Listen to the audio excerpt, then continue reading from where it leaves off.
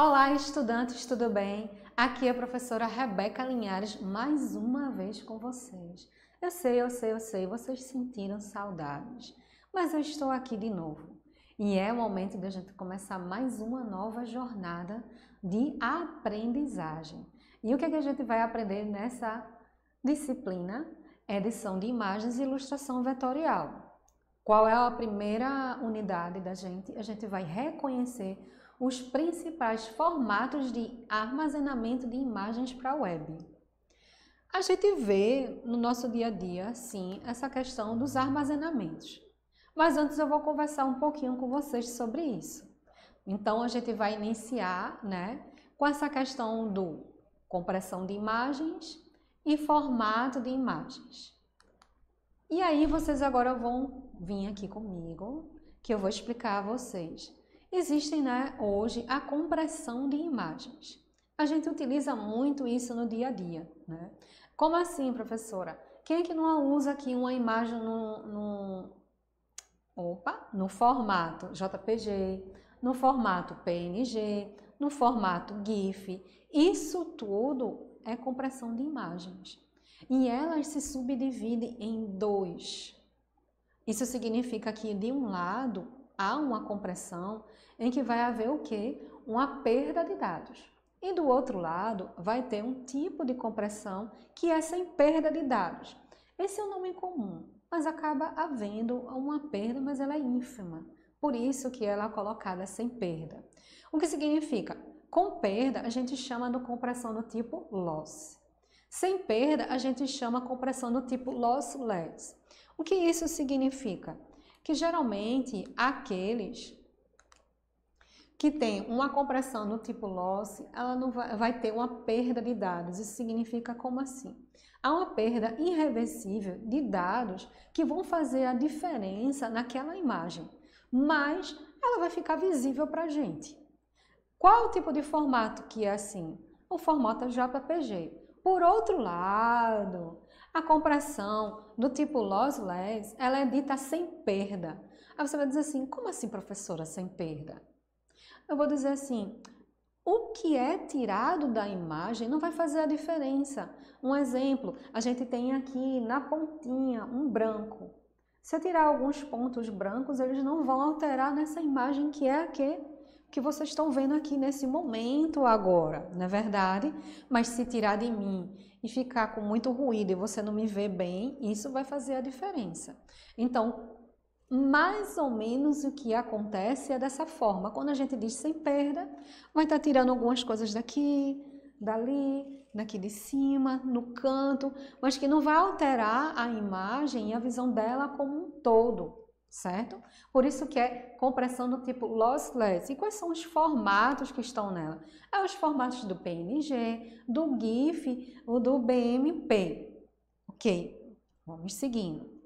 E aí, o primeiro tipo de formato que a gente vai conhecer com calma vai ser o formato do tipo JPG. E aí eu digo a vocês, os formatos de arquivos, de imagem, são meios padronizados de o quê? De organizar e armazenar imagens digitais. Na verdade, então, assim, todas as imagens que a gente recebe no dia a dia, elas vão ter esses formatos. E a gente vai aprender para que serve cada uma e em que momento utilizar cada uma. Vamos lá. Geralmente, no dia a dia, essas imagens que a gente recebe no WhatsApp, nesse app, vocês acham que são quais? Porque assim, ela tem que ter algo que seja, no mínimo, visível, tenha uma qualidade, não é a melhor, mas é uma boa qualidade, porque se torna visível para você, E você não pode ser que ela seja pesada, afinal, a memória do nosso celular, ela é limitada. Então, a gente já viu que o que a gente recebe geralmente é o JPG, que é um formato de arquivo de computador para armazenar figura ou imagens fotográficas. E o tipo de compressão que ela tem é do tipo loss. Ok, mas quais seriam as vantagens e as desvantagens dela? Se a gente falar um pouco sobre as vantagens do JPG, seria o quê? As imagens do tipo JPG ou JPEG são bem menores, como eu acabei de falar, por isso que a gente recebe ela no WhatsApp. Então, se ela é bem menor, ela vai consumir o quê? Bem menos do nosso armazenamento do celular. Começam a entender agora? E isso faz com que eu consiga ver, visualizar, mas eu tenho a ideia de que ali há uma perda, não é verdade? Afinal, ela é bem menor. A outra opção é que a maioria dos dispositivos, dos softwares modernos, suportam imagens JPG ou JPEG, tornando o formato o quê? Extremamente compatível e prático. No último, o que a gente sabe, né, é que o tamanho é bem menor, se traduz o quê? Ele vai se tornar, você vai conseguir fazer o download mais rápido, você vai conseguir enviar mais rápido, você vai poder fazer backup, e dentre outros. A ideia é que ele se torne rápido porque ele é menor. Ok, mas você já sabe que há uma perda. E as desvantagens do formato é o algoritmo de compressão de imagens com perda significativa, que você perderá alguns dados da sua imagem.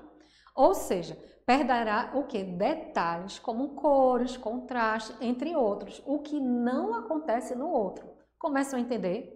Os detalhes das fotos, no tipo lossless, não vai acontecer, não vai haver perda de detalhe, não vai haver perda de cor, principalmente de contraste. É isso que foi o que eu estava explicando para vocês. A outra desvantagem é o formato da imagem JPG é limitado a 8 bits, o que coloca uma forte limitação de 18,8 milhões de cores possíveis. Parece pouco. Na verdade, é o contrário, parece muito, mas não é. Isso significa que todas as outras cores que a sua câmera é capaz de gravar e reproduzir são basicamente descartadas quando a imagem é feita em JPG. E por último, as imagens JPEG contêm muito menos dados, o que limita significativamente sua faixa dinâmica e seu potencial de recuperação. O que isso significa? Que muito disso ele não vai ser recuperado, porque a perda ela aconteceu, né? Então ela não vem, ao contrário do outro tipo de compressão. Nesse, a perda ela é irredutível, ok? Mas falando agora do formato GIF.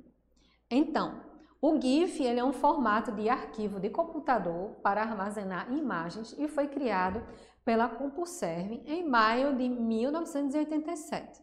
Pode ser utilizado tanto para imagens estáticas como para imagens animadas. Isso mesmo, sabe quando você está no WhatsApp e manda uma figura? É aí mesmo, ela é um GIF. Né? Ela é pequena, tem poucos movimentos, mas é uma imagem animada. Então, como a gente já sabe, e eu disse antes, mas vou repetir para que vocês não esqueçam e lembrem. A compressão utilizada no formato de imagens GIF é do tipo lossless, isso significa que não há perda. Perda. Né? Pelo que vocês viram, a perda, quando a gente fala, a gente está dizendo o quê? De cor, de contraste, de tudo que faz a diferença de forma significativa naquela imagem. O formato GIF, ele tem qual vantagem? Ou seja, ele é o melhor formato para imagens em movimentos. Ele é um algoritmo que permite o download das imagens em aparelhos antigos e em conexões lentas. Isso faz toda a diferença, você acha que não, mas faz, afinal a gente utiliza no WhatsApp, não é verdade?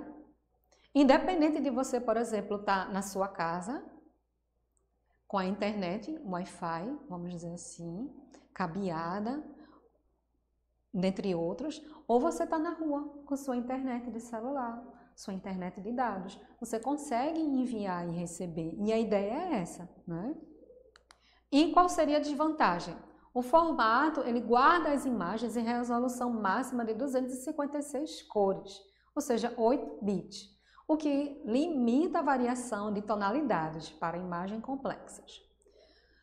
Só tem suporte para no máximo 256 cores, suficientes para gráficos, mas insuficientes para o quê? Para fotos e vídeos. podem apresentar cores que são o quê? Poucos fiéis e granuladas.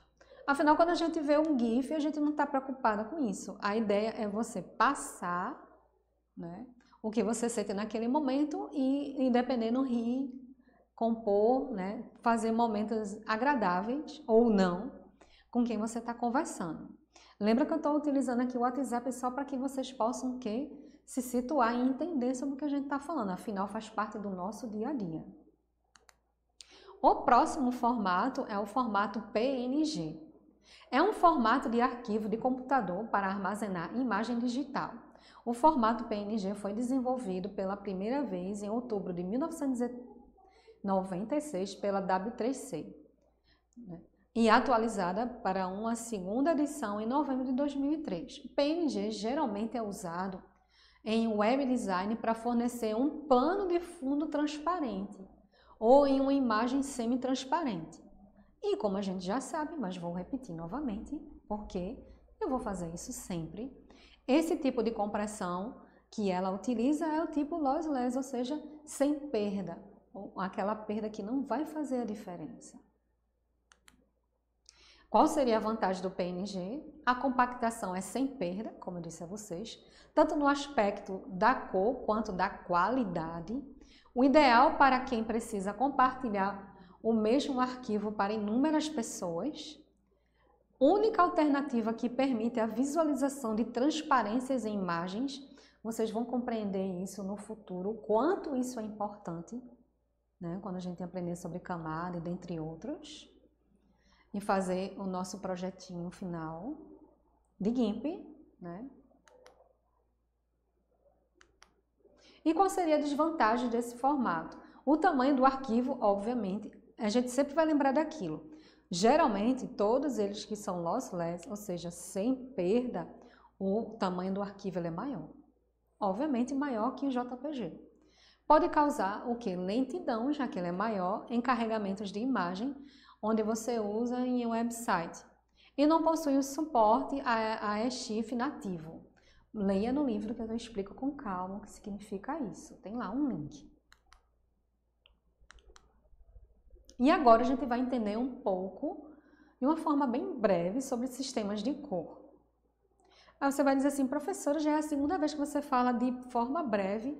É, porque esse nosso papo aqui ele é bem breve comparado ao e-book, que está bem incompleto.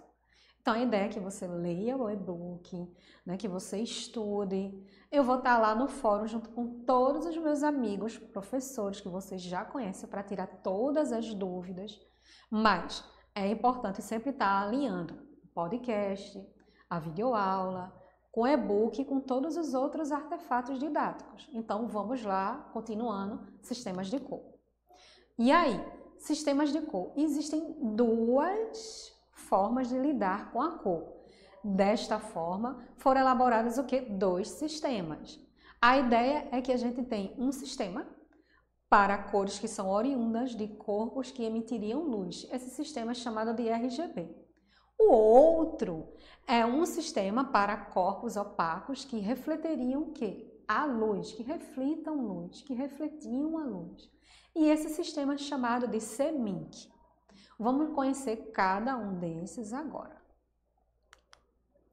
O sistema RGB. O RGB é também conhecido como sistema de cor-luz e trabalha por adição, ou seja, se somarmos as 3 cores básicas na proporção correta, a gente vai obter o quê? A cor branca. Como você pode ver aqui, né? O sistema de RGB é uma soma das seguintes cores. A gente já sabe que é o vermelho, o verde e o azul. Como vocês podem ver aí na tela, a gente tem essa tabela falando sobre as proporções de cores do RGB. Então, o branco ele é 100%, o amarelo 89%, o ciano 70%, e aí a gente vai descendo até chegar em 0%, que é o preto. Diferentemente do que a gente vai ver agora no CMYK. O sistema CMYK é conhecido como o sistema de cor-pigmento e ele trabalha por subtração, ou seja, se somarmos as 3 cores nas proporções corretas e obteremos preto, desde que se use os pigmentos apropriados e de boa qualidade.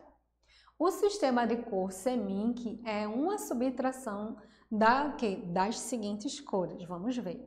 A gente tem aqui o CMYK, onde a gente tem o ciano, o magenta e o amarelo. E isso, você vai dizer assim, professora, que cor é essa magenta? Magenta é uma cor que fica entre o rosa e o vermelho. Por isso que você olha para ela e você não entende se é rosa ou se é vermelho. E aí a gente entende que um trabalha com a soma e o outro trabalha com a subtração. Um trabalha com impressão e outro trabalha com imagens digitais. Ok, vendo aí na tela, vocês vão ver a diferença nessa tabela. Onde a gente antes tinha 100% e era branco, agora a gente tem o quê? 100% preto. E a gente vai descendo até chegar em 0% branco. Viu a diferença? Muito diferente, não é verdade?